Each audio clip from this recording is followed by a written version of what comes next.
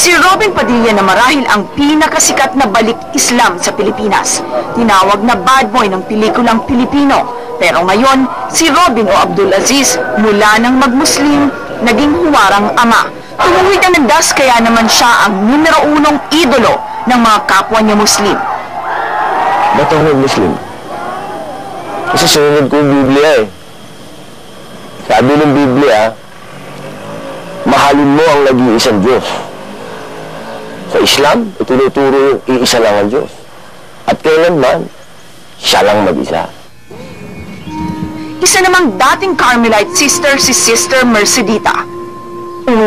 Sinabi nila sa akin na ako ay, ano daw, para bang niloloka, crazy. Kasi hindi sila makapaniwala na ako, bakit ako nag-Islam. Madre ako.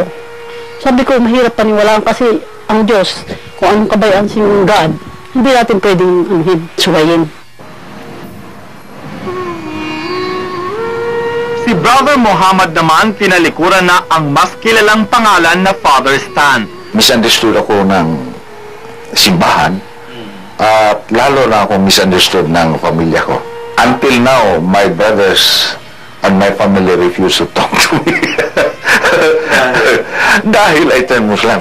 Tanong! Utos ito o hindi? Kung maririnig mong magsalita si Brother Ahmad, hindi mo aakalaing dati siyang pastor. Ano ngayon ang katiyakan natin, Maulana Ali, na yung Greek na yan, na kung saan dyan nanggaling ngayon ang mga pagsipit ng mga Bibliang pinaniniwalaan ng ating mga kabayan? Anong katiyakan na walang distortion na naganap?